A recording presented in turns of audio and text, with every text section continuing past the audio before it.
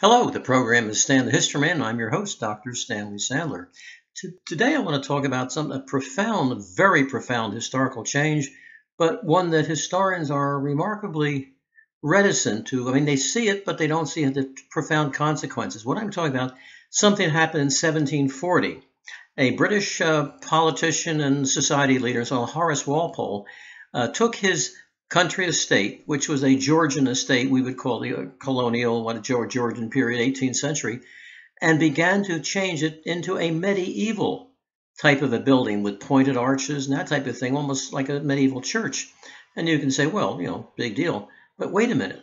I think this is the first time in history that I know of where people in a certain age looked back and said, oh, that's nice back there. We're going to copy it. We're going to do that. I mean, people always knew there's a past. Now, the king, so, you're living in George III's time. There's George II, George I. But the idea that they were really different and different styles, certainly styles of architecture would be a good example. They go from the Georgian, starting with Horace Walpole in 1740, to the Romantic or Gothic era.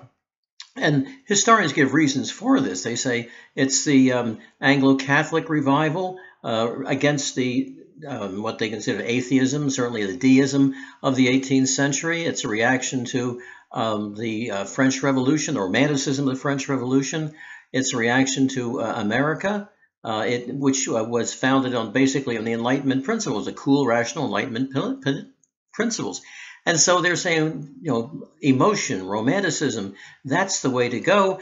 And the best time for that was the Middle Ages, when, as the poet Matthew Arnold said, the faith was around the world like an ocean. It just surrounded the world. And he, of course, exaggerating slightly. But nonetheless, it's a reaction. But what makes it so profoundly changing is this movement spread around the world.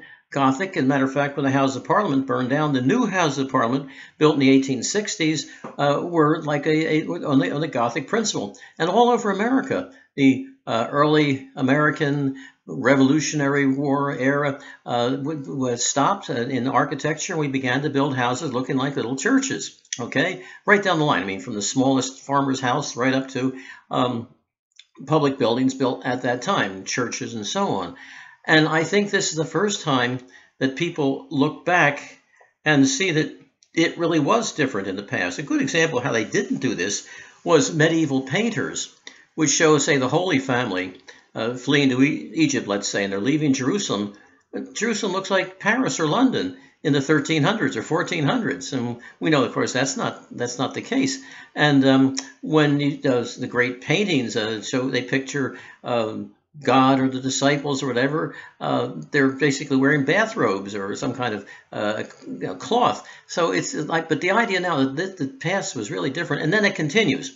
We keep after the Gothic revival, then you start to get other looking backwards. Certainly in architecture, you have Queen Anne revival, you have the Egyptian revival, looking back to the ancient world in Egypt, and all the way down to modern times, with modern architecture, which doesn't look back to the past, but then modernism seems to be, by about the 1970s, it's too cold and too unhuman, kind of like the reaction to 18th century architecture. And so we start to add architectural gimmicks and gewgaws to our modern structure. So, and now anything you read about the past, they go to great detail to make sure that it's historically authentic. They would never do that. There's a book called, it came out, and I can't find the title of it now, but I read about it some years back. I think it was called In the Reign of George VI, and it came out in the late 18th century. It's about an invasion of England by France and King George VI. They got that right. There was a George VI, and he goes out to battle on a horse. And this is supposed to take place around 1950. He goes to battle in a horse, and it's pretty much, there's gunpowder, which they had in the 1770s, but it's really like a 1770-something battle or war brought up to date to 1950. So you can see the profound changes. And now we have people who, reenactors. Anytime we have a stage of battle, anytime we have a documentary, anytime we have a docudrama, we do the very most to be authentic.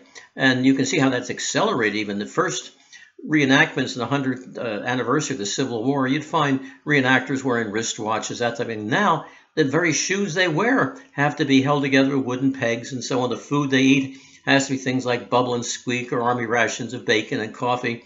We've become really obsessed with the past. It's so ridiculous to hear people say Americans don't really care about the past. If that's the case, all you have to do is look at all the reenactors today. Look at all the presidents who now are always concerned about history. What will history think of my administration? I'm sure King George VI, in the time of Horace Walpole, didn't wonder what the future would think about him. He worried about what, we could argue what the people thought about him or the aristocracy or whatever, but not future generations. But now we do.